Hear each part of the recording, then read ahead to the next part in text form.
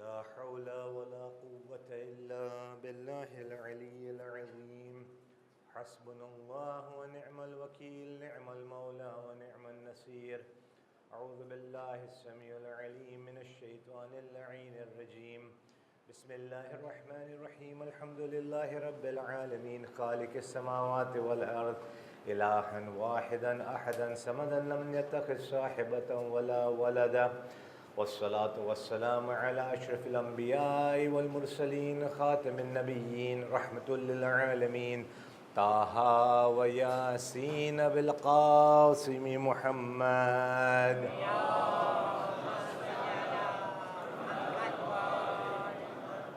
وعلى آله الطيبين الطاهرين المعصومين المظلومين المنتجبين ورحمة الله على محبيهم ولعنة الله على أعدائهم وقاتليهم وغاصب حقوق حقهم ومنكر فضائلهم أجمعين من يومنا هذا إلى يوم الدين أما بعد فقد قال الله سبحانه وتبارك في كتابه الحكيم وفرقانه المجيد وقوله الحق بسم الله الرحمن الرحيم يا أيها الذين آمنوا كتب عليكم الصيام كما كتب على الذين من قبلكم لعلكم تتقون.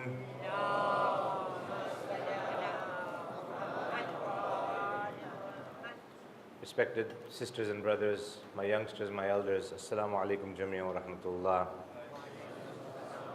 Before we begin, if I can request the mu'mineen to recite 5 times together Amma Yujibu for those who are ill, bil khusus one of the ladies in our community, for all their shifa, for our hajat to be accepted, for the hifazat of Imam Zamana, and for the safety and the security of the mu'mineen who are suffering, the Muslims who are suffering in Afghanistan, in Iraq, in Pakistan, in Palestine, in Syria, in Bahrain, in Saudi Arabia, wherever else there is suffering, inshallah, all together.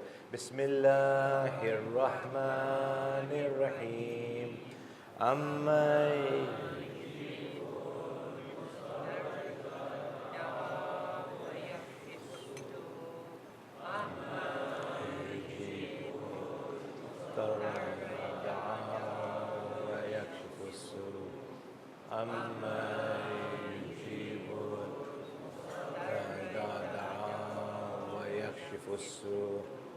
أما يجيب المضطر إذا دعاه ويكشف السوء أما يجيب المضطر إذا دعاه ويكشف السوء اللهم صل على One more salat upon Muhammad and Ali Muhammad, please.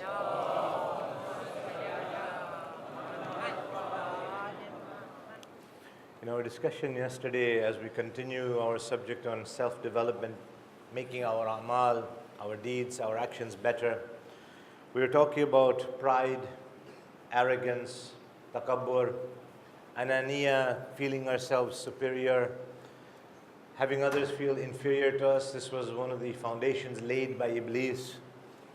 And as a result of his actions, we are warned not to follow him. We are advised to stay away from him and his actions and his deeds. The only way we can get closer to Allah subhanahu wa ta'ala is by staying away from shaitan, by staying away from Iblis and whatever qualities that he had. The attempt of Iblis to divert us, to misguide us, is very vast. It is huge. It is sometimes beyond comprehension as to what ways shaitan will use to misguide Bani Adam. To misguide insan, different ways will be used and implemented. And different ways will be used for every person, different ways. Yani whatever is our weakness, that is where shaitan will try and capitalize on. Oftentimes there is a concept or there is a thought in the minds of the mu'mineen that shaitan, though he's at the sharab khana, he's at the pubs and the bars and the cinemas, he's at those places that the haram takes place. And so we sometimes feel secure from the attempts of shaitan. My only response to this in the minds and in the of a Mimbar Rasul, in the respected majma that I'm sitting in front of, shaitan's followers are already in those places. Why does he need to be over there? It is the places of ibadat where the people are trying to stay away from shaitan is where shaitan comes the most. To the Husainiyas, to the masajids, to the majalis, to the mahfils, these are the places that shaitan tries to do the most work. Over there, his people are already there doing everything they want to do in their work anyways. It is these places that we have to be extra cautious. And when we are extra cautious, that means that we have to understand what shaitan's tools are in order for us to defend ourselves. If you look at any sportsman, if you look at a tennis player, if you look at a football player, if you look at a volleyball player, one of the things that they are trained in, especially in single sports, in dual sports, what they train you in is when you're playing a game and you have an opponent in front of you. And if it's a match that you're having, for example, whatever the game may be, whatever the sports may be, and you will know and you will appreciate one thing, that each sportsman will know that if he is defensive position, whoever is in front of him in the defensive position. If he is in offense, whoever is in front of him in offense, he will have to know what the weaknesses of his opponent is and what the strengths of his opponent are. Until and unless that player knows, he will not be effective on the field. He will not be effective on the ground. He must know what his opponent's weaknesses are so he can manipulate them and capitulate them, and whatever his strengths are so he can try and avoid them. In tennis, if you know that your opponent has a strong backhand, you will give him all the front hands, the forehands, and vice versa. So as a result, for us to be able to fight against shaitan and to be able to defend ourselves securely and accurately, we must know how shaitan comes to us, how he infiltrates us, so that we can be able to fight against him. We must be able to fight against him using his own weapons and his own tools, and what his weaknesses are, and inshallah what our strengths are. Yesterday we had mentioned that how he had threatened Adam alayhi salatu wassalam. He made a challenge to Allah subhanahu wa ta'ala, and he said that I will misguide Bani Adam. And in another place in the Quran and Majid, he says that I will only be able to misguide I will not be able to misguide those who are mukhlisun. The mukhlisun, the sincere servants of Allah, will not be misguided. And so we pray that Allah will include us amongst these mukhlisun, will include us again amongst this minority. Because the Quran makes it clear, وَأَكْثَرُ النَّاسِ لَكَفُورًا. The majority of mankind will not believe. A majority of mankind will not be thankful to Allah subhanahu wa ta'ala. So we're not going to be in the majority, inshallah we will be in the minority. And if you look today, the followers of Ali Muhammad, we are a minority. The Muslims in the whole world are a minority. And we as Ja'fari Muslims, we are a minority within a minority. So we see that the Quran is very clear in its reality and its predictions. Majority of mankind will not believe. But now what do we do? How does shaitan come and misguide us and infiltrate in us? Different times, different eras, different people have different things that shaitan will use against them. We'll take a look at some of these common issues, and then inshallah in the course of different discussions we'll come to some specifics as well. One of the things that shaitan did was in order to misguide Bani Adam, was he put doubts in the minds of others of Adam himself. And this trend continued and continues. What do I mean by that? He created doubts in the minds of the people about their grandfather Adam. He creates doubts in the minds of the people about Nuh, about Ibrahim, about Ismail, about Ishaq, about Yaqub, about Musa, about Isa. And one of his tricks has been that even in the minds of some Muslims there are doubts about Rasulullah sallallahu alaihi wasallam.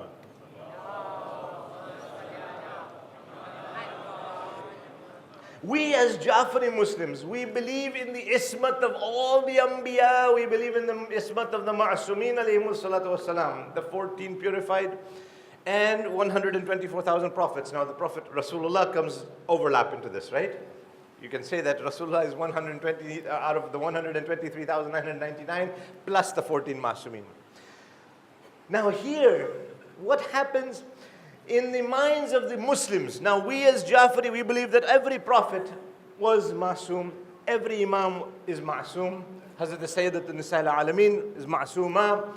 And we follow them based on that thought and knowledge that they are Masum. Never do we do a shak or doubt that this action, this amal, this ibadat, this deed that Rasulullah is doing, is it really part of Islam or is it not? We don't have to think about that. What Imam Ja'far ibn Muhammad does, what Imam Musa ibn Ja'far does, what Imam Ali ibn al-Hussein does, is that really a part of Islam or is that something that they're doing personally? We don't have to think about those things. But this is where there's a fundamental difference between us and others as well. They say Adam committed a sin. He ate from the fruit that Allah had told him not to. And again, this continues. Nuh had committed some sins. Ibrahim committed some sins. Musa had killed a person. Isa had done this. And na'udhu billah, right up until Rasulullah, this continues. What I wanted to clarify tonight was, inshallah, what our aqidah is and why we have that aqidah. And what was the reason why the aqidah in others became different.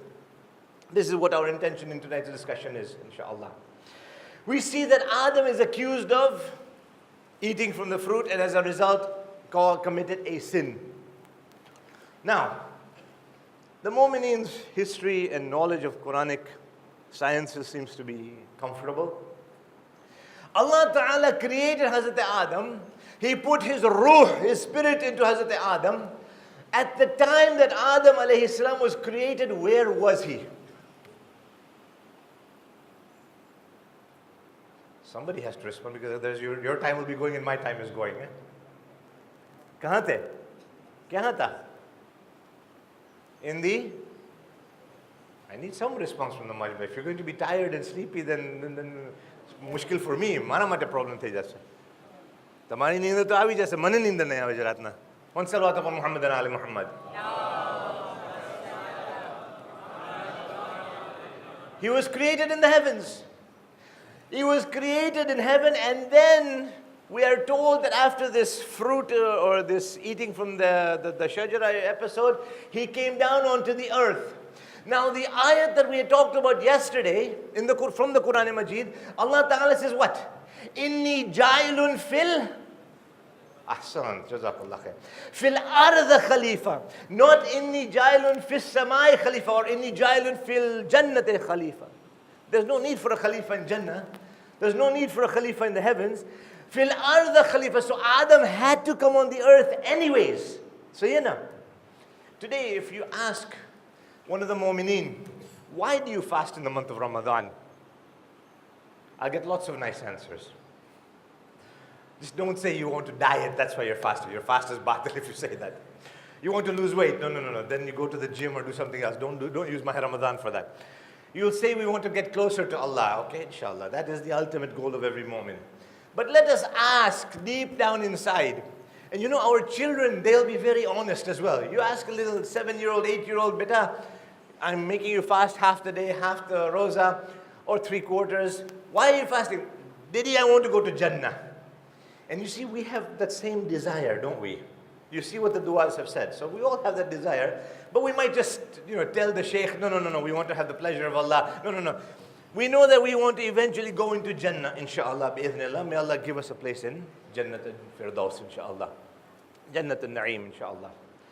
Now, I'll ask a sensitive, tricky question. Inshallah, bi'idhnillah, we will all be in Jannah. That has been one of the promises of the followers of Ali ibn Abi Talib alayhi salatu wassalam, that they will eventually go into paradise, into Jannah. That will be their ultimate, eventual home. In Jannah, do we have to pray namaz? In Jannah, will there be Maha Ramadan? Will you have to go for Hajj or Zakat? All that gold and the silk that you've read and heard in the du'as, will you have to give khums from that? Those who believe, yes, they will have to pray and fast, recite one salawat.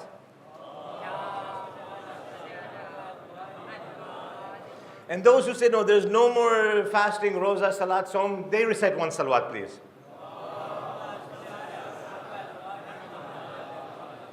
Now I was going to say those who are confused, recite the third salat, but don't do that right now. Because the reason is because I heard most of you overlap the salawat. The fadail of salawat is there. You will inshallah get your ajr for that. But this was just a mini quiz, a mini test, because one of the things that we have been told in the riwayat and the ahadith is that our time for sowing the seeds is this dunya. The dunya is where we are told to do the test, the imtihan. Once we inshallah pass the imtihan, and I'm not saying any of you are wrong. If you want to pray namaz in Jannat, may Allah bless you inshallah. May Allah give you ajr. You want to fast in Jannat when all those fruits and all those beautiful vegetables, fruits and foods are there, alhamdulillah, may Allah give you ajr inshallah. But we know that there will be no obligation because the obligation, the wajibat and the muharramat are in this dunya. Once you pass through this dunya, then in the akhirah you are free. Whatever you wish to do, inshallah, you will be able to do. So when Adam was in Jannah, the concept of him sinning does not arise because there was no sinning in Jannah. Salawat ala Muhammad wa ala Muhammad.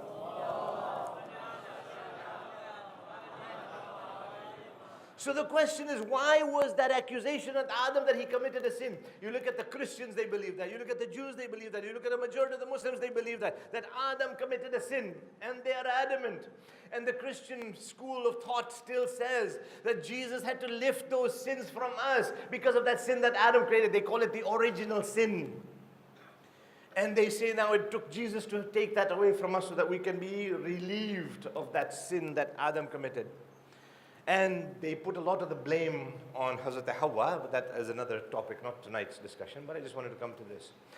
And so this accusation was made because a seed was planted at that time. A seed was planted. Now you'll see how this seed grows. You will see in today's discussion how this seed will grow. And once the seed is planted, that if you believe that the first of them can commit a sin, then that same line continues. And the last of them will also be able to commit a sin. And the reason why we reject this notion of becoming, we say that no, Adam did not commit any sin. There is something known as tarke awla. And if you look at some of the Anbiya, some of them have committed tarke awla, which is something that is not a sin. But it's something that you don't expect somebody in that position to do. If today, for example, you saw me with my Abba and Amama, and I'm going downtown and I take a lollipop and I'm licking the lollipop, the kids will say, wow, where did you get that lollipop from? The adults will look at me, sharam nathi hoti aane. I didn't do anything haram, what was wrong with it? Baba, to eat a lollipop, please take off your Ababa, Amama and Abba, and then you can eat as many lollipops as you want. You can eat as many suckers as you want. But, kapra nahi, hashmat rakho tame. Okay, I'll take it off, then what? I'm still me. But you say, yeah, but there's a certain appearance and there's a certain expectation that the community has of people in different positions. I'm not saying this is right, I'm not saying this is wrong. It's a reality. And so when you do something that contradicts it, when I used to teach this in the classes in the madrasa, I used to mention that, imagine a Maulana with his Abba on a motorcycle downtown Dar es Salaam or downtown Toronto. He would look like Batman. And the people used to wonder, and they said, yeah, this is an example of tarke awla. Until when I went to Kum, all the Maulanas have motorcycles. No, Salawat ala Muhammad. Salawat ala Muhammad. So something you don't expect. So this continued on with the Anbiya, and the man goes to Imam Muhammad ibn Ali al-Baqir alayhi salatu wasalam, and the Imam. And he tells the Imam that we find it surprising. I'm just, sort of summarizing the gist of the conversation. He tells Imam Baqir that it's strange that Allah gave somebody who committed shirk such an important message and made him Khalil. Now, one of the reasons why I mentioned at the beginning, we follow the Ahlul Bayt. And we believe in the sanctity and the purity, the taharat and the ismat of Ahlul Bayt. The answer will come. Because if we don't have the right guidance, and if we don't have the right direction, then we will be also misguided. And the misguidance will take us towards kufr instead of towards iman. And this example will show it, inshallah. And if you look today, if you look at the Wahhabis and the Salafis, you look at these Al-Nusra Front, you look at these Takfiris, you look at all of these peoples, groups, the Dish, the ISIS, all of them, All of them claim to use the Quran as their guide. La ilaha illallah. I'm not sure which Quran they use, but they say we are following the Quran, we are acting on the Quran. And every Muslim, 1.1 billion Muslims says we are following the Quran, we are following the Quran. And the challenge then arises, how do we know we are following the Quran correctly? That is a question that everybody has to ask. Everybody needs to ask.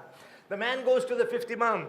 He says that your grandfather Ibrahim, even though for a short time he was a mushrik, and Imam is in a state of anger. Imam गुस्से में आकर के सवाल करते हैं कि कहाँ लिखा हुआ है, कहाँ है कि मेरे दादा इब्राहिम मुशरिक थे? नहीं, Mawla, only for a short time, only for a little bit. The Imam says, even for a second, who said my grandfather was a mushrik? He says, आपने कुरान नहीं पढ़े? Same thing we said yesterday. The Quran. Who are they asking about the Quran? Where the Quran was revealed. It's in the Quran, Mawla. Imam says, where is it in the Quran? Now this is where the difference arises. Please pay attention carefully. Where? And the man tells the Imam, he says that Ibrahim, in the time of Hazrat Ibrahim, there were a number of idol worshippers, different idols. And there was a group who used to worship the stars, a group who used to worship the moon, a group who used to worship the sun, and others as well, and the idols that were in Babylon very famously. So he says that Hazrat Ibrahim one day was looking at the stars, and he looks at the stars and he says, Hada Rabbi, this is my Lord. And then when the day was coming and the stars set, he says, no, this is not my Lord does not set. The next night, Ibrahim alayhi salatu wassalam, Khalilullah, looks at the moon and he says, Hada Rabbi. And the moon, when the day came up, the moon set. He says, no, this is not my Lord does not set. And then he looks towards the sun and he says, Hada Rabbi, Hada Akbar. This is my Lord, this is the big one, this is big. And so this man is telling Imam Baqir, as a result of that statement, which the Quran is quoting, Hazrat Ibrahim, just for 3 days, only 3 days out of his whole life, was a mushrik. Now imagine for a moment, if we start doing shak on the Anbiya of Allah subhanahu wa ta'ala, what happens to our own iman? What happens to our own iman? Imam responds, and this response is where the difference between a sahih tafsir of the Quran, a correct interpretation and understanding of the Quran, as opposed to the opposite takes place. Imam says that you have read the Quran. You read that Hazrat Ibrahim looks at the stars, he looks at the moon, he looks at the sun, and he says, Hada Rabbi, Hada Rabbi, Hada Rabbi, Hada Akbar. He says, but the correct translation, the correct interpretation is that he looks at the stars. It's not that Ibrahim says, Hada Rabbi. Ibrahim says, Hada Rabbi. Allahu Akbar. The difference between kufr and iman. You are reading Hada Rabbi. Allah Ta'ala revealed Hada Rabbi. The enunciation, the punctuation makes a difference between iman and kufr. And anybody who just looks at the Quran like that will not know the difference until they go to the household where the Quran was revealed to find out what is the reality of what Allah Ta'ala is telling the world. Salawat ala Muhammad wa ali Muhammad.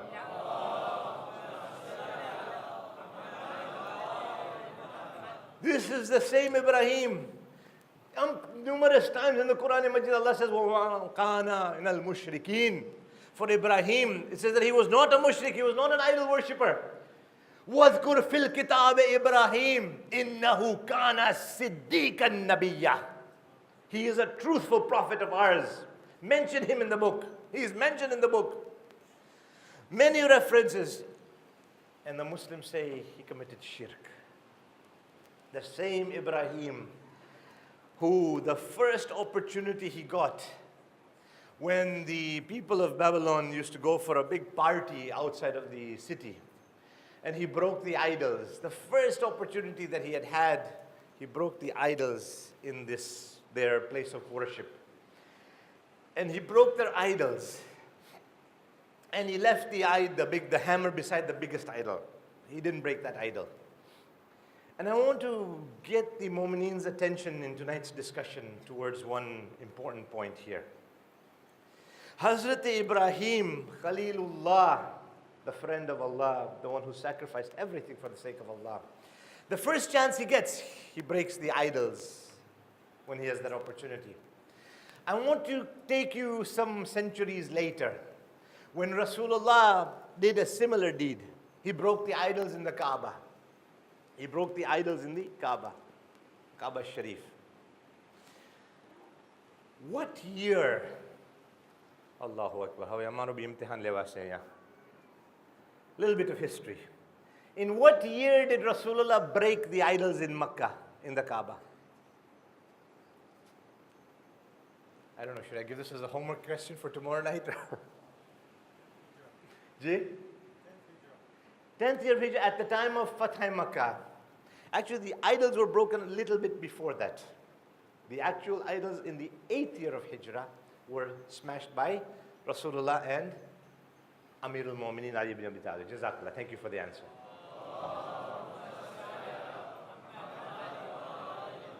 My question to Rasulullah is that, Ya Rasulullah, you broke the idols that much later.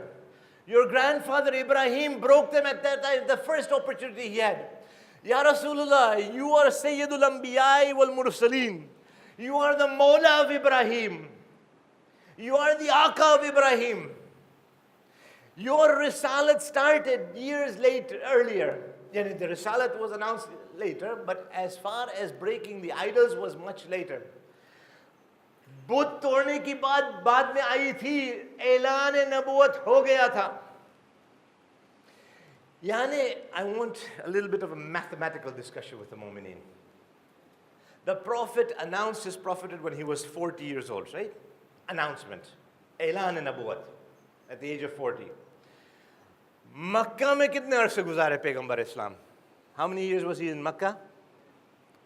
13 years in Makkah. One of the reasons why a majority of the surahs are Makki surahs, right? And the last 10 years in Yathrib or Madina Munawwara, Madinatul Nabi. 23 years of Nabuwat, announced Nabuwat. Of course, his Nabuwat is still today. His Risalat is still today till the day of Qiyamah. And his Risalat was right from the beginning, but as far as the Zahiri, as far as the open is concerned. So when he announces his prophethood at the age of 40, 13 years, those idols were still in Makkah, in the Kaaba. सही है ना? अगर कोई एतराज है तो अभी बताइए. 13 years those idols, those najis, those haram idols were in the Kaaba Sharif. And then the Prophet migrates. And then after Fatah Makkah, when the surah was revealed first, and then a year later Fatah Makkah took place. Inna fatahna laka fatham mubina. And then that 8 years passes, so 13 plus 8 is how much? Thank you. One salawat about Muhammad and Ali Muhammad, please. 21 years later, Rasulullah breaks the idols in Makkah. I will ask by Rasul, Ya Allah ke Rasul, why your grandfather broke them right away and you waited 21 years? The answer will be very clear.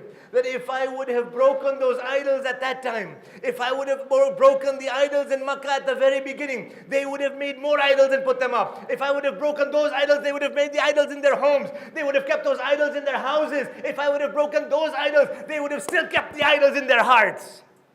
When you want to break the idol that is in the heart. When that idol breaks, then there will never be idols in the Kaaba Sharif again. Salawat ala Muhammad wa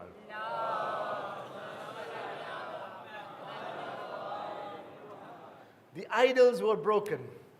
Rasulullah takes Amirul Mu'mineen wa Imam al-Muttaqeen, and he takes Ali on his shoulders and he says, Ya Ali, you break those that cannot be reached at this level. And Ali is designated with that job along with Rasulullah. Ya Rasulullah, this is at the time after Hijrah. The Muslim community now was in the thousands, tens of thousands. Tens of thousands. Ya Rasulullah, I have been taught in management and in administrative studies that if you want to get a job done, such a big job, if you get a few people together to do the job is done faster, quicker. Zara tawajjuh dijiye. Get 2 or 3 of the buzurg. Shaykhain is also there. This one is there. That one is there. A few Abus were there as well. Get everybody together. Everybody breaks 10 idols. The job is done in 10 minutes.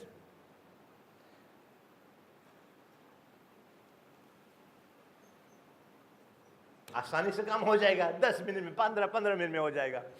But wait a minute, there's a problem here. And this problem solution, Ya Rasulullah has given. The problem is that some of those people who are now saying La ilaha illallah Muhammadur Rasulullah at one time were worshipping those idols. And if you get told to break the idol that you were once worshipping, then your iman is in a very fine line. Your iman, the line between iman and kufr is very, very scarce, light. If you want me to just give a short example, mashallah, now people know their obligations to Allah. Even those who were perhaps one day listening to music, once upon a time they were watching countless Bollywood, Hollywood and other films. Now they're careful, they know that this is haram, this music cannot be done, even though it has a nice tune, even though it has nice words. How many times people come and say, gayan na shabdar boj faise, tame sambro to tame joile pote. They want us to make something halal that Allah has made haram. Okay. But bachpani tha, jahalat thi, jo bhi tha. બરાબર ને હવે તો આપણે સુધરી ગયા છે હવે આપણને ખબર છે હરામ ને હલાલ શું છે. We know our obligations to Allah subhanahu wa ta'ala, and we know that alhamdulillah that we have changed, we have tried to change, we're getting closer to Allah. But let us say, for example, we go to a restaurant, we go to a shopping center, we go somewhere out, or we turn on the radio, and one of those songs that we were listening to in our bachpana is playing. La ilaha illallah. You're walking on very thin ice. Huh? And that song is playing. Now that is the same stage we are at. If I turn off the radio, my iman is saved. If I say, khali ek wakat sambarwa do. Just for yadgiri mate, unka haram nahi karu, promise karu chu. But that in itself is haram. So at that moment, we are standing on the border, the boundary between iman, obedience to Allah subhanahu wa ta'ala, and obedience to shaitan towards kufr. That moment.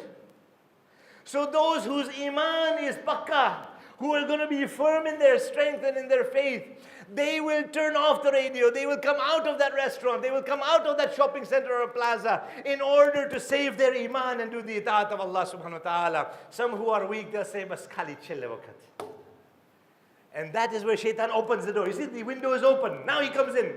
And so what had happened was that the Rasul of Allah subhanahu wa ta'ala, the Rasul of Allah wanted to make sure that the iman and the Aqidah of all of those who are involved in Fatah Makkah is protected and preserved. Because when they see that but, when they see that idol, if even for 1 second their tawajjuh is on that idol, and they say that one day I was worshipping him, today I have to break him, that 1 second of hesitation and reluctance can cause the iman to go into kufr. Rasulullah wanted to protect their iman and have somebody who from the day he was born till the day he died never prostrated before any idol or any but. That is the one, none other than Ali ibn Abi Talib.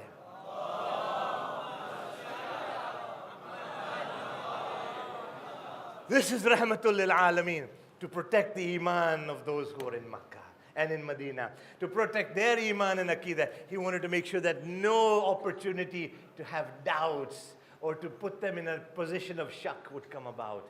So who could he call? There was only one who had never bowed himself in front of any idol. Along with Rasulullah, it was Mawla Ali ibn Abi Talib. And that is why it was delegated that there were so many elders that could have done this job just as well. But Rasulullah says, no, there's a very sensitive. This is not just an issue of breaking idols. This is an issue of making sure the heart's idols have broken. You know, when our youngsters, they have this emotion, they have this jazbat, that, you know, in their homes, they want to do everything halal, they want to make sure there's no haram. And if their parents, their grandparents, or their siblings, they have got these DVDs or CDs with this haram music or haram films or whatever, they come to me, they say, Sheikh Sahab, is it jaiz for us to break these DVDs and CDs and all these things? Is it jaiz? Can we do this? I said, if you break these, they'll buy some more. And if you break those, they'll download them in funny, funny places. You won't even know where they're downloaded. On their phones, on their this, on their MP3, on their that, on their, how many, on their iPads, iPods, all these, what all are you going to break? Instead of breaking that, break the thought of doing haram. That is what Rasulullah showed us. That is what Rasulullah sallallahu alaihi wasallam showed us. That break the thought of doing haram. Break the actions of haram. Not these physical tools. They'll buy in 10 more. They'll go and buy so many more. They'll download them. They don't even. Nowadays, I don't know if I should say Alhamdulillah or Astaghfirullah. Now you can get anything on the internet. Even you don't need CDs or DVDs anymore. La ilaha illallah. कहाँ तक तरक्की हो गई है. अच्छी भी बात है, बुरी भी बात है. वो आप ही का हाथ में है, हमारे हाथ में है. But you can see that which direction we have gone in and what the foundations of Islam are. Not to create doubt in the minds, the shaitan creates doubts in the minds of the believers against the Anbiya who have been delegated. So every time there's a deed committed by a prophet, the general Muslims are thinking, should we follow? Is this going to take us to Allah? Or is this one of those personal sins that are committed? Inshallah, we'll continue this in tomorrow's discussion as well. And that's how these seeds are planted. And that goes right up until the final prophet as well. And we have to see how we have to fight shaitan on this and make sure that our aqidah, our iman, and our faith is protected, inshallah. Imam Hussein ibn Ali alayhi salatu wasalam, the ultimate in his time, in his era, the defender of the faith of the iman, the stander, the one who stood for the message of Rasulullah. In the month of Rajab, at the end of the month of Rajab, the situation has now forced the Imam to migrate from Medina Munawwara. The Imam announces that he is departing from Medina. This is the same Imam that is now holding the custodian of Rasulullah's message to the Ummah. That Imam is now forced to leave the city that he was born in, the city that his mother, that his brother, and that his grandfather Rasulullah is buried in. The Imam announces that he's leaving. Abdullah ibn Abbas comes to him and says, Yabna Rasulullah, where are you going? The Imam replies, towards Iraq. Ibn Abbas replies to him, Mawla, don't go towards Iraq. The situation in Iraq is not good. It'll be dangerous for you, Mawla. Don't go towards Iraq. The Imam replies that I know what I have promised Rasulullah and I have to give whatever sacrifice for the sake of Rasulullah and for the sake of Islam. He comes to say Khuda Hafiz to his Nani Salma, Nani Jaan, मैं जा रहा हूँ. सलमा ने कहा कि बेटा हुसैन, नाना ने कहा था कि जब हुसैन आखिरी खुदाफिज करने के लिए आ जाए तो समझ लीजिए वापस लौट के नहीं आएंगे. बेटा हुसैन, मैं भी खुदाफिज करती हूँ, लेकिन कहाँ जाने का इरादा है? इमाम ने अपनी 2 उंगलियां सामने रख के कहा कि नानी जान, ज़रा देखिए कि क्या मैदान में मैं जा रहा हूँ, किस मैदान में मैं जा रहा हूँ, कौन सी तरफ में जा रहा हूँ. नानी में सलमा ने कहा, बेटा हुसैन, मुझे ये क्या दिखा रही हो? चीख उठी, बेटा क्या दिखा रहे? एक मैदान है, मैदान में लाशें मैदान में लाशें पड़े हैं. इमाम ने कहा, नानी जान गौर से देखिए, वो लाश तो आपको नजर आ रही है, वो मेरा बचपन का दोस्त हबीब की लाश है. नानी जान, वो लाश जो पामाल हो गई है, वो कासिम के लाल, हसन के लाल कासिम की लाश है. नानी जान, वो लाश जिसके सीने में नेज़े है, वो मेरा अकबर है. नानी जान, फुरात के करीब देखिए, जिसके बाजू कलम किए गए अब्बास. नानी जान गौर से देखो, एक वो जगह आपको नजर आएगी जिस जगह पर आपका हुसैन मारा गया है, जहाँ पे सकीना यतीम हो गई है. नानी जान, ये मैदान करबला है.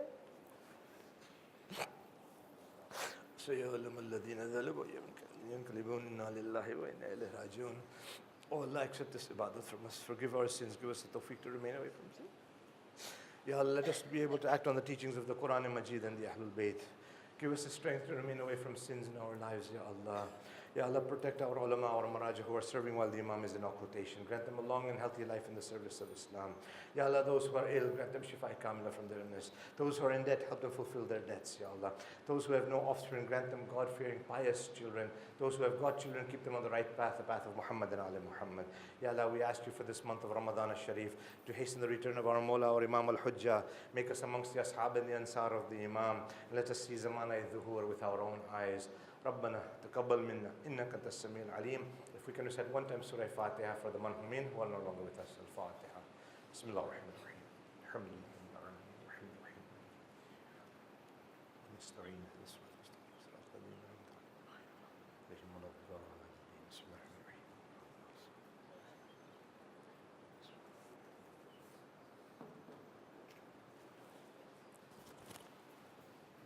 One salawat on Muhammad and Ali Muhammad.